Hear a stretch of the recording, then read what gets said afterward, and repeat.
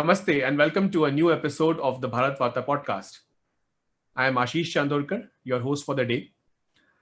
Today we speak to veteran journalist and author Shankkar Aiyar. In a career spanning over 3 decades, Shankkar has worked for leading publications like the Indian Express and India Today. His 1991 story on Indian government pledging the gold reserve highlighted the severe balance of payment crisis which India was facing then, and also shot him to the national limelight.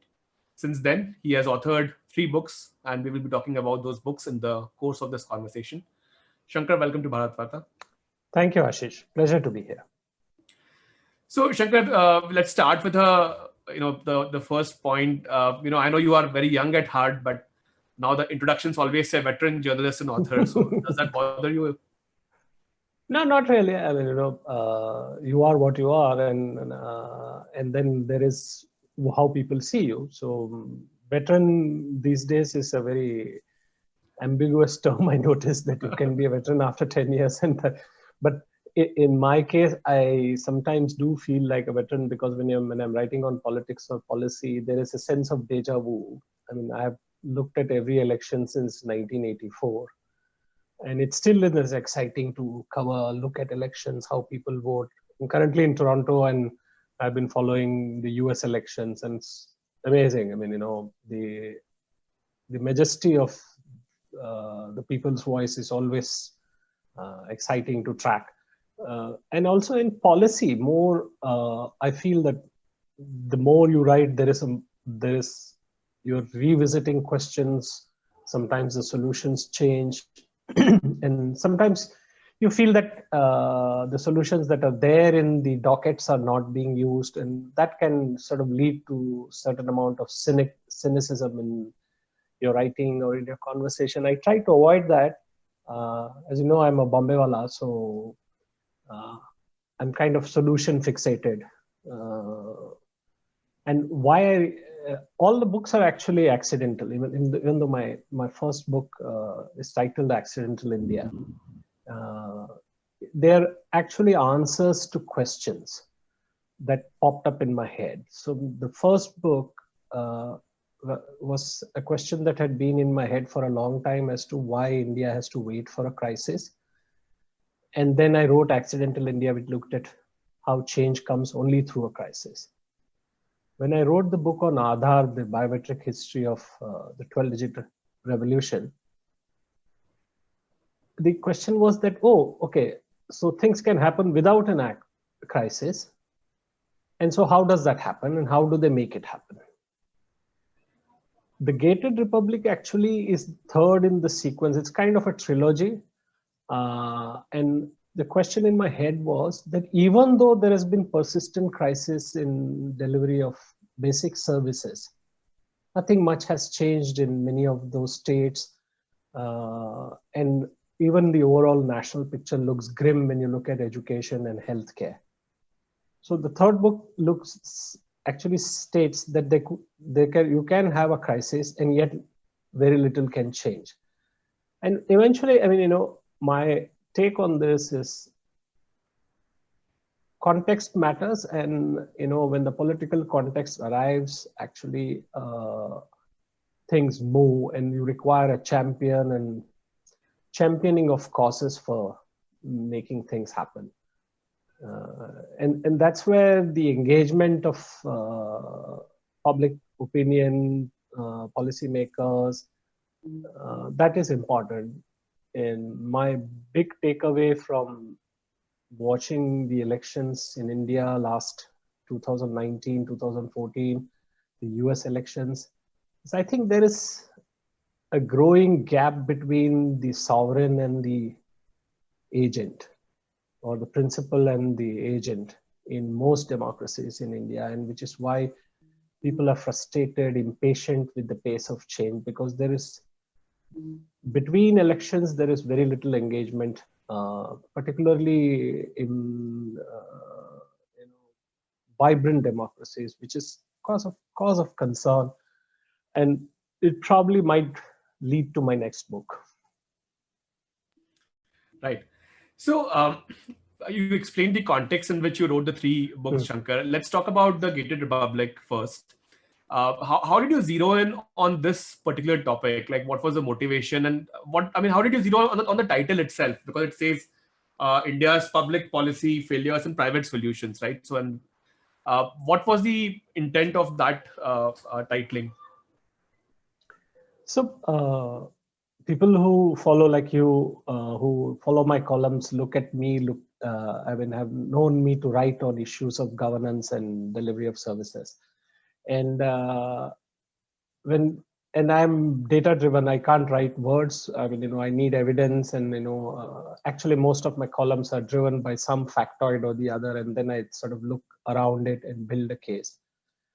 And here in education and health, had been writing about the vacancies, the poor performance of India in human development indices.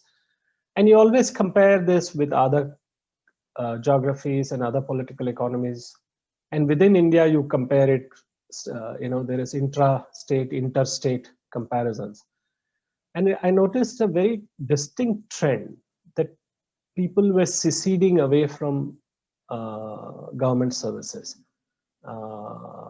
sort of disinvesting trust in government and investing their savings, their income. Poor people who send their children to private schools spend a hell of a lot of money to get that education. For them, it's an investment. And it sort of fell into place after I read Hirschman's book on exit, voice, and loyalty.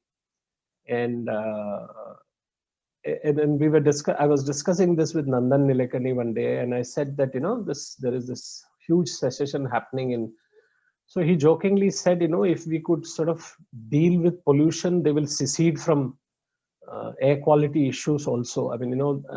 Because there are different Indias and different levels of income to create that possibility for people to secede. And then it struck me that all the colonies that were being built in Pune or in Delhi, Gurgaon, Noida, come with all these built-in facilities because the developer wants to assure the buyer that when you come to live here, you will have all these facilities.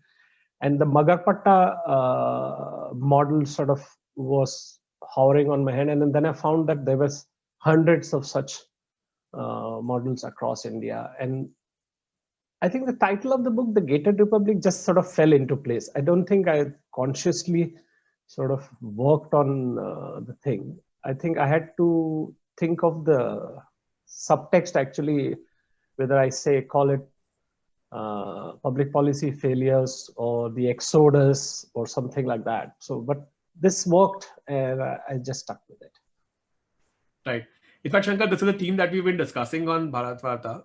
Balaji Srinivasan, who's a venture capitalist, he writes, he's very vocal on Twitter, right? He's been talking about the concept of virtual cities, right? Where he essentially uses the same argument that exit is the most strongest, like a signal that a person can give. An exit could mean exiting a country, exiting a society, etc. And he talks about a concept of virtual cities where people will come together and just live. Even if the location is different, they'll be still in the same one virtual city governed by digital laws and Bitcoin and stuff like that. So pretty fascinating. Quite an extension of what you said. And so I think the concept is catching up. There is an interesting book by Kim Robinson where people from the planet Earth go and sort of occupy Mars and other planets to escape the climate change issues. That's another kind of gated concept, exactly. A gated universe. Yeah.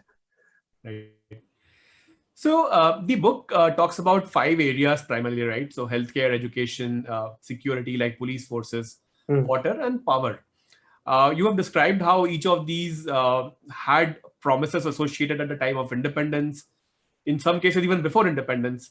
But the progress has been slow over the last several decades. So do you see a pattern across these 5 areas, or you think they were all individual things which just did not happen, or was it like a common cause why things did not move fast enough? I think the commonality here, if you would look at, is twofold. One, all of these areas were identified as issues around the time of independence. And you didn't need to be a rocket scientist to sort of identify these as critical areas for governance, because these are the basic obligations even Adam Smith lists in his book. And these are sort of moral obligations actually for the state to deliver.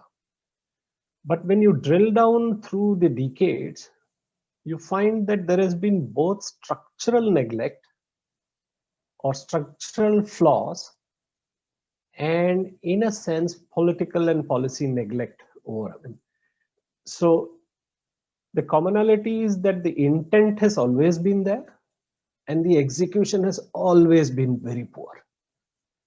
And that is because I think there is a divorce of authority and accountability. And we have discussed this, Ashish, if you remember, that decentralization in some of the services is very critical.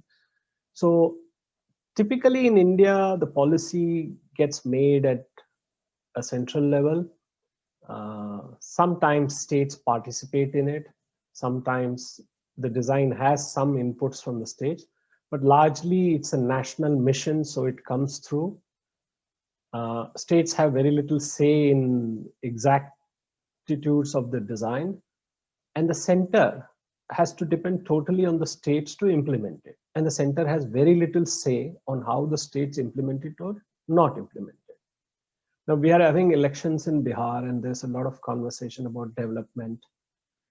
And Bihar is actually quite a test case for everything that we speak. So you look at Bihar over the last, say, 30 years. The consensus opinion in India is that the Congress, when it was in power, screwed up a lot of things and didn't sort of deliver, and that there's been widespread neglect and how it ran a sort of entitlement state. So in Bihar, if you see, two stark facts stand out. For almost a decade, neither the previous Lalu Yadav regime nor 15 years of Nitish Kumar's government. I mean, he's been in and out of various umbrellas, but effectively he has been the head of Bihar. They have not bothered to fill the vacancies of teachers. They have not bothered to fill the vacancies of healthcare workers. For a state where law and order has been such a stark issue, if you look at perpetually about 40% of the police vacancies persist. So there is that aspect. So there is a structural issue on how we devise policy, then there is an execution issue, and then there is pure willful political neglect. And it's stark. I mean, at many points in the book, I had to actually walk away from my laptop because it was difficult to sort of swallow or read through the data that you saw. And the one thing that I keep mentioning, which is in the chapter on education, till about, Government of India collects data on schools, primary education, secondary education. And there are one of the data point, I mean, it's across 20 different points that they collect data. One of the points I noticed was in 2002, 2003, they had collected data on schools without teachers, schools without buildings, and schools without teachers and buildings. It was that the fact that the government was collecting the data was a recognition that this was happening, and yet nobody was addressing that issue. Similarly, if you look at rural electrification, this is a story that goes back to Rajiv Gandhi's time. Both drinking water and rural electrification have been sort of national missions since 1985 or 86. And rural electrification actually didn't take off till about 2 years back when Prime Minister Modi handed over the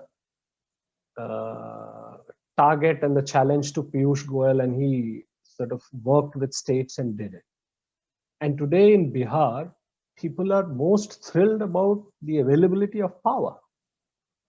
And you look at drinking water, is the same story. Now we have this Jal Shakti mission, but again, how you deal with the challenge has to change with our times. So the earlier concept of drinking water, provision of drinking water depended on building large dams, bringing pipes from catchment areas to cities. Like in Pune, we get it from the catchment dams.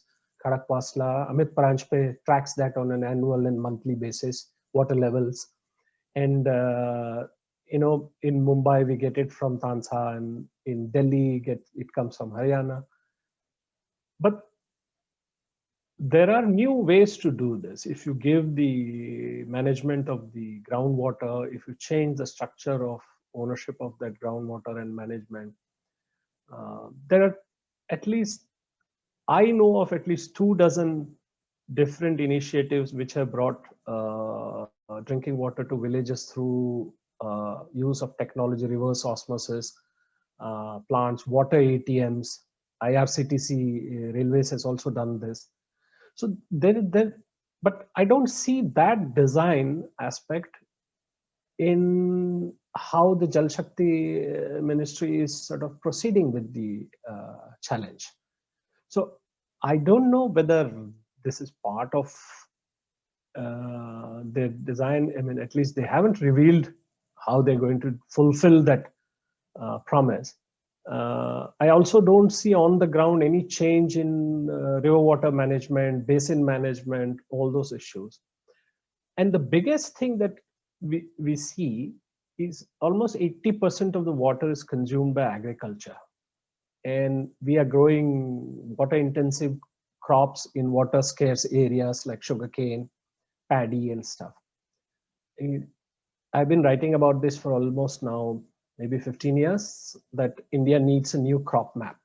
You need to reallocate the capital of land. Land is the most basic capital, and then the inputs of water and others to make it much more efficient.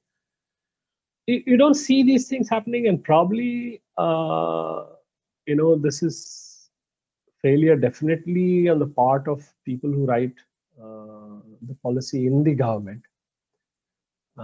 And it's also a failure in community at large, which doesn't press on these issues. So, we and I say this only half in jest. I think we are a democracy once in 5 years. And the rest of the time, we are a benign monarchy. We vote somebody in and say, "Abhi ye theek kar lega, abhi ye sudhar dega," and then we are satisfied or dissatisfied. And when we see that there is a certain amount of commitment, we re-elect the same government. When we see that the commitment has not paid off, we dump the government. So a friend of mine who used to be OTC pracharak in the RSS used to say that they used to go for prachar and they would wear freshly washed clothes. The first day they would go, they would come back, wear it the next day, and then after 2 days they would think that, oh, okay, it's a little soiled, so they take out a fresh one. The next batch again they would wear it for 2 days, and then they would go back to the first batch and say, okay, it's not that bad, let's try that out again. And this kind of reconciliation of subpar performance has been one of the highlights of India's electoral and democratic process. Right. So, Shankkar, you kind of touched upon one question which I wanted to ask, but just to kind of revisit it, which is of the 5 areas like healthcare, education, security, power, and water. Reading about which area pinched you the most? I mean, when you really saw some data and you really, were baffled as to how could that happen? Any such moments or any such recollection? I think the most difficult chapter for me to write, because it's very close to my heart, was education, and what we are doing to the children of this country in terms of provision or denial. And as you know, in my first book, Accidental India, I had a chapter on midday meal scheme and how that came through from Tamil Nadu. And it was quite striking for me to see that states like Kerala, Himachal Pradesh, Mizoram, To a certain extent, Tamil Nadu did so well in education, in primary education, pushed forth enrollment, quality of education. And all these best practices were available, but were not being sought or used in other states, which really need those ideas to be put through. That fact that so many children in rural India should be attending private schools is something that struck me as almost obnoxious, because here is a class of people which doesn't have income to sort of run the daily demands of living, and they have to set aside and pay for something which the constitution guarantees that they should get. And that really hurts, when you see that part of it. And particularly, I have seen schools with 5 classrooms and 1 teacher. God only knows how they sort of study or read. And it's not that all that is run by the government is bad. I studied in Kendra Vidyalaya, central schools as we used to call them. I still owe almost everything in the way I think and write and everything to my education in Kendra Vidyalaya. So if you can run Kendra Vidyalaya as well, here is a template, here's a model. Why can't it be followed in other? I mean, I know that some Navodaya Vidyalayas were done. So, and the advent of technology has not at all been harnessed in the school education system. The reason why Byju's is $1 billion plus company is because you have left the field open for them to leverage. What is the rocket science that he's doing? I mean, in fact, Byju's is now introducing tutors. I mean, 30% of school children in India use tuition. I mean, it's amazing. I mean, so education actually was really hurtful. And then water. I think water was amazing. I mean, when I read the Bundelkhand data, I found that in a water scarce area, people were sort of, if they borrowed water, they had to return water with interest. And the same area had 20 packaged water plants. I mean, it's just the contrast was striking for me. Right. So when we talk about private solutions, are you suggesting that privatization in basic amenities is necessarily bad? Like, is there no role for private players in the value chain anywhere? I think, this whole, and this is one of the banes of politics, the discussion becomes very bipolar, either this or that, small state, large state, government provision, private provision. I think if we focus, say, on delivery of education to children, we accept that the state has an obligation to pay for it, to provide for it. Then who or how that education is delivered should be left to the choices of the states, the regions, the cities on how they want to make it happen. I mean, we always in India's discourse on the political economy, we talk about these as expenditures. Actually, these are investments. There is no country which has gone further without investing in human development. And China is a stark example on this. They invested in 2 areas, agriculture and education, in the 70s and 80s. And that is how they were able to build their manufacturing economy, the services economy, and all that. So if, say, you're in Aundh and your child goes to say 4th or 5th standard, it is your choice whether you want to pay and get an exclusive education. But if you don't want to do that, you should have the option to send the child to a place, and the cost must be borne by the state. Who provides this service is not as critical as the provision of the service. I think we have to be agnostic about the provider, the use of technology, and just look at the outcome. If I'm able to give a better education to a child, I think that should be our focus. Similarly in healthcare. But healthcare is a much more complex issue. Now, healthcare doesn't just depend on the number of doctors and hospitals. I mean, one really shocking thing I read in the latest economic survey of Bihar is that there are 7 districts where government doctors have to attend to roughly 5 lakh patients. I mean, it's known in Patna and other cities in Bihar that doctors work well past midnight to serve patients. But healthcare is not just about medical care. It's about how you manage your ecology, how you manage your environment, what is the dust level, what is the air pollution level, what kind of transport, what kind of construction around you. And all of these issues have to be managed. And typically in India, everything, an issue is not managed by one agency or one ministry. Water, for instance, is managed by 7 ministries.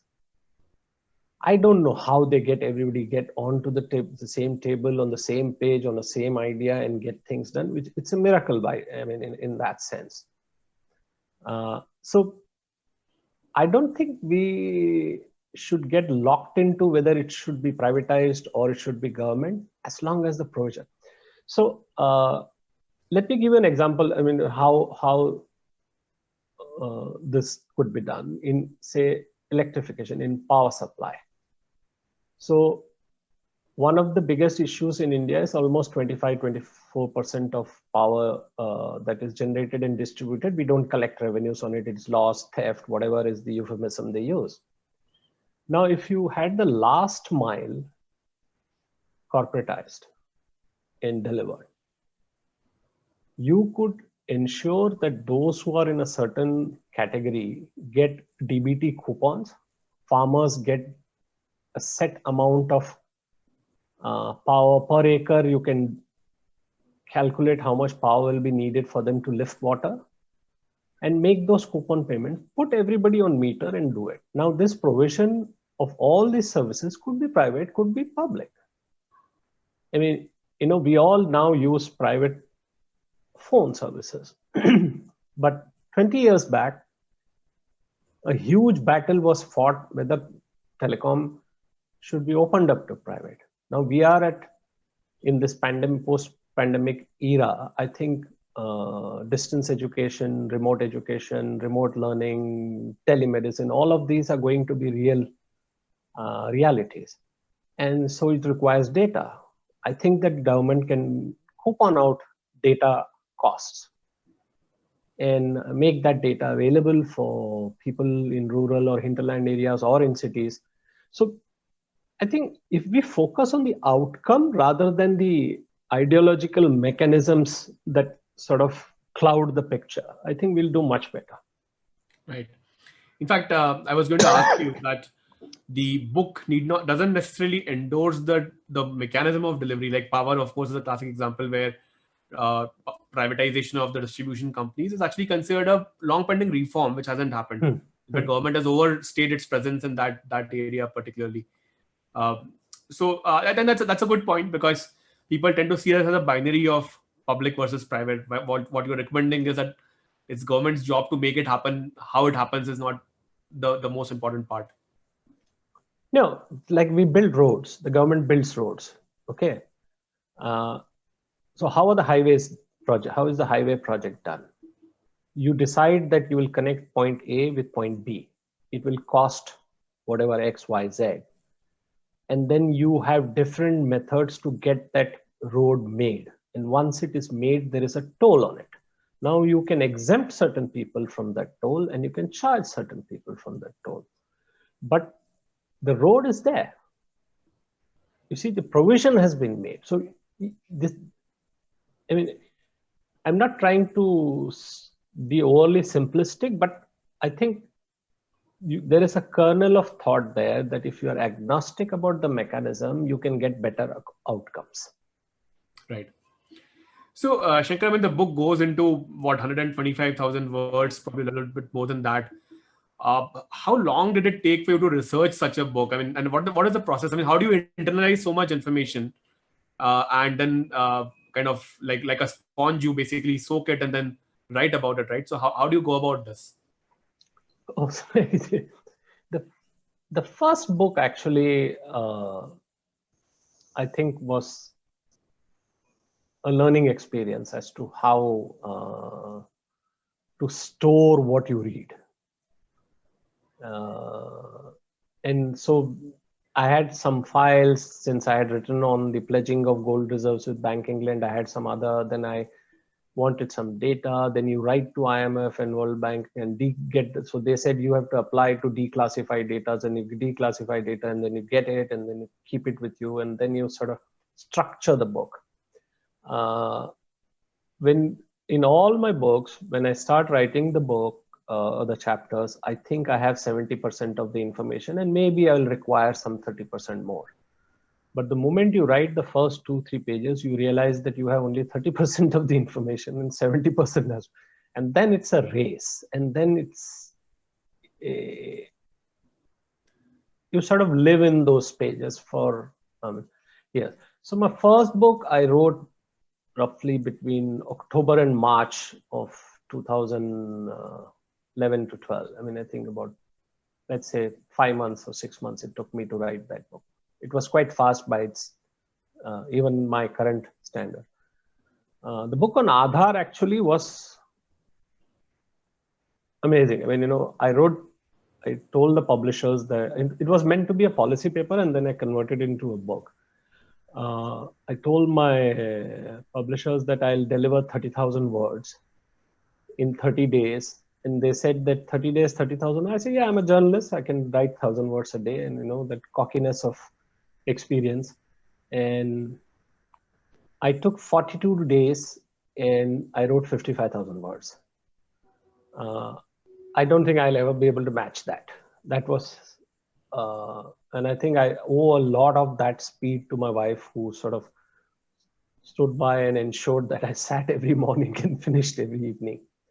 The third book was much more difficult because I had to revise a lot of data because there was a break in the book. And, when new data comes, you have to look at every piece of the data to see whether the conclusions that you have drawn from the data are still valid. And I think the Gated Republic took me roughly, I mean, page to page, just the writing was about 9-10 months, but overall about 18 months. Right. Because I think halfway through, there was some election and then I had to break off for that. And then you had to sort of come back to the book. And when a new government comes in, you want to see how they approach the same issues, whether the theme of the book is still valid or not. So it took a bit more time. And writing wise also, it was much more difficult because of the nature of the data that I sort of had to pass through. A lot of the research actually happens while you're writing. For instance, anecdotally, I knew that the first health care report was done sometime soon, just before independence, and everybody spoke about the Bhore Committee report. And a lot of policymakers, interestingly, thought that Bhore was somebody from Maharashtra. It turned out to be a Scotsman. But while I was reading it, something I saw made me go back, and I had to write to the British government, UK, libraries, others. And the first Health Commission report, it was sort of sponsored by Florence Nightingale in 1851 after the Crimean War. And it was more on how British soldiers were doing in colonies. And I saw that it was striking. I mean, if you see Florence Nightingale's the Royal Commission's report, much of what they say is what Mr. Modi has been saying now. I mean, there is such a long distance between then and now, and we are still trying to get it right in terms of sanitation. I mean, the entire Swachh Bharat story is there in the Florence Nightingale report. Right. So, Shankar, let's go back to the previous book on Aadhaar, A Biometric History of India's 12-digit revolution. When you wrote that book, all the actors were very involved in their professional, I mean, political life, right? So, did that make it difficult? Because any comment which you make or any analysis which you make can potentially, and I mean, we're not talking about small-time politicians here. We're talking about the ex-president and two prime ministers here. So, how did that? How was that experience? Did that bother you or impede you in any way? I think politicians tend to see where the question is coming from, not just what the question is. And having written on policy, public policy for a very long time, I had, in very early days, I had decided that if you write on public policy, you should not personalize it. Because every context changes, circumstance changes. I remember about 8 or 10 days after I wrote the pledging of gold reserve story, I met Dr. Manmohan Singh, who was then finance minister. And he asked me bluntly, are you against reforms? I said, no, it was just a good story. I broke the story. That's it. I mean, you know, I'm glad that I was able to contribute to the pressure that was needed to make liberalization happen. So it's not like I wanted to stop liberalization. So I knew some of the politicians and policymakers over a period of time. To make them actually state what happened, how it happened, took some effort, some engagement. And at that level, you have to be really well briefed, well read to sort of get to it. The late President Pranab Mukherjee was amazing. I mean, you know, he was virtually an encyclopedia on how the files moved and what happened, who was stalling, whatever. The more interesting thing for me in that book was that it was parallel. I mean, you know, it was coterminous with the cases in the Supreme Court. And, you know, I'm writing and I'm taking a position that it's a force for, that Aadhaar is a force for good, while the entire anti-Aadhaar group, I mean, you know, civil society or whatever parts of civil society were agitating about it and, you know, raising issues of privacy and others. So I had to bring in their concerns into the book, even as I stood by. So that required a much more. So like safety of data. I mean, you know, so I spoke to people in the US and Germany. I mean, the person who hacked the German minister's fingerprint and sort of the guy who did the encryption in the US, all of these people. And once you sort of go through that process, you're okay, as long as you know you got your facts on your side, no matter what others say. Ram Sevak Sharma's book on Aadhaar has come out, and I was part of a discussion, and in the Zoom chat, you can see all the questions and comments that are coming in, and it was amazing that people who were opposing it in 2012 continued to oppose it with the same arguments in 2020. So for me, it was quite interesting that the learning curve had sort of flattened out for some people. So, it was also a learning experience in the sense that how in India a solution can be buried deep if the surrounding ecosystem doesn't deliver. I mean, the Citizens ID card project got buried. It was it came up after the Kargil thing and was sort of buried for 10 years before it popped up again. And we still don't have a very perfect system. I know that the Election Commission is trying to link issue of voter ID cards with Aadhaar. Now, not many people know that if you want to sort of shift residence or change the residence address on your voter ID card, Aadhaar is one of the documents you can provide and get it done. So it's automatically authenticated. But there's still a lot of fear that, you know, there'll be targeting. So I think the way the Modi government handled the privacy case, I had some reservations. I mean, I still think that it could have been done much more smoother, but its implementation, its expansion.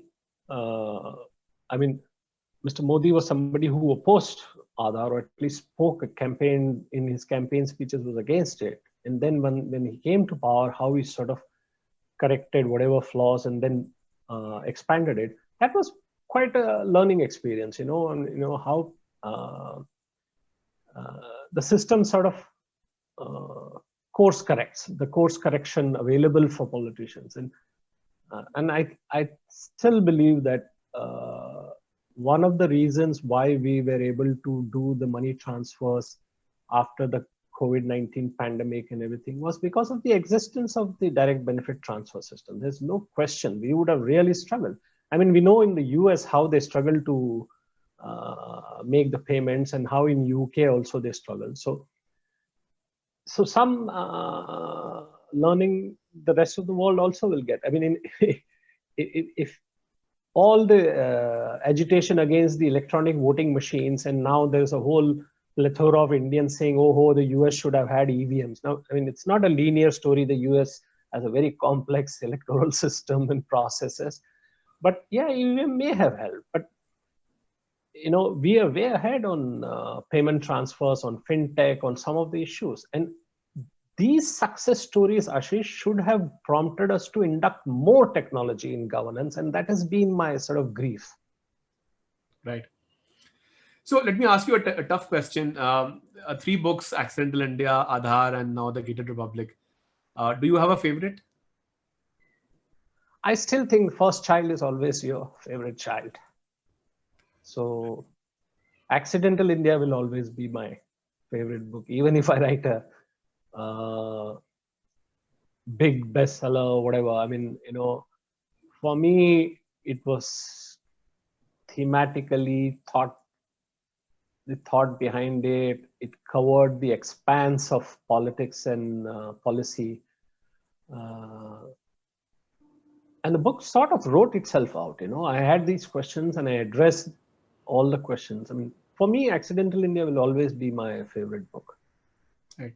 I mean, I've of course read all 3, and I personally thought Aadhaar was something which I really enjoyed, precisely because I thought it would be very difficult to write about something which is in flight.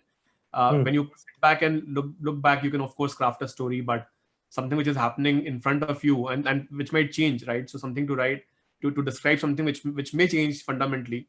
Despite yeah. I mean, even the Supreme could have gone completely against Aadhaar, and that would have been the end of it. Exactly. So I was writing it in a live time cycle, but I think having been a journalist for many years has sort of helps you tide over that anxiety that you might be outdated, or you might sort of get waylaid, or your construct might be sort of hijacked. And thankfully in India that doesn't happen too often. I don't know whether I've told you the story. In 1997, I joined India Today, and the first budget of the Chidambaram second budget was to come, and Mr. Arun Puri asked me, so what do you think we should do? So I said, there is an unfinished agenda of 1991. I think we should do a cover story on it. So I wrote a cover story on it. 10 years later, India was at Davos, and we were sort of hot selling India's 9% GDP growth and everything. And so Mr. Puri had gone to Davos World Economic Forum and come back. And so he met me in the corridor in India Today and asked me, what do you think? So I said, all this is fine. It's because the rest of the world is growing fast, so we are growing. But the agenda is still unfinished. So he said, so almost everything that I wrote in 1997 was valid in 2007. And in 2017, I did another piece, which again, so the issues sustain. And I think that, it's very heartening when you see some of the issues are out of the bucket. So that's progress. So we overcame enrollment, we overcame rural electrification, we overcame in some senses, the roads connectivity issues. So you see that happening, and it's very heartening. And it's one of the paybacks of writing on public policy, I think. Right. So let's end with a general question, Shankkar. You wrote about how governments use moments of crisis for fundamental reforms. Long before this crisis, the concept was widely talked about in Delhi. Now, of course, everyone quips that a good crisis should not be wasted. Given that we are currently, hopefully, coming out of a crisis, assuming there's a vaccine coming at some point in the next quarter, what are the top 2-3 things you would now advise the Indian government so that it can seize the moment of which is created by the current pandemic? I think some stuff they have done. I think they've used this crisis. For instance, recently this week, they changed the rules for IT and services companies on the labor laws. So I think taking from there, one should look at how the world will live in the next decade. So remote learning is a reality. It allows you to redistribute jobs across geographies. I mean, a guy in Patna, sitting in Patna, could well be as capable of working for Cognizant or Infosys without having to sort of shift to Chennai or Bangalore. Telemedicine is going to be a reality. So I think the government should try and put together a grand challenge thought process, blue sky thinking on how the world might be. I mean, and there are going to be changes in the supply side. So I think how we employ people, how we contract them, labor laws have to move much further than what we have now. We've recodified or codified or dismantled whatever. The new code that has come out is much slimmer and better and everything. But people may not want to work for a full month. People may not want to work at only one place. People may want to work on an hourly basis. People might want to work from home. All these things have to be accommodated in the thing. The second is how we deal with data. And I think the pendency of the Data Protection Act is going to be a severe limitation if we are going to move out of this into the new digital world. I think far too much time has been wasted. I think that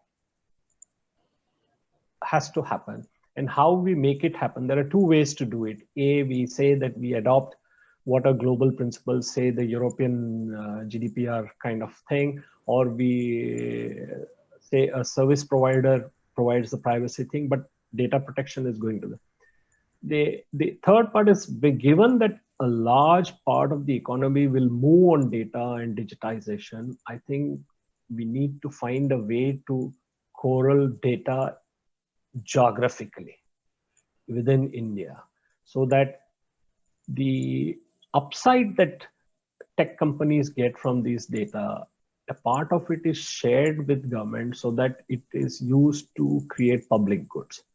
I think those are a few things, but we struggle, for instance, to bring in foreign universities into India because, as you know, most of the education barons in India have been politicians, and they effectively blocked anything that could happen. Now, online, we could connect on skills training. There are a large number of institutions across the world who have templates which we can use. We also could rethink our education system. Not everybody needs to do a degree. I mean, certification courses are very good ways to provide labor to the economy. So there are many such steps. I think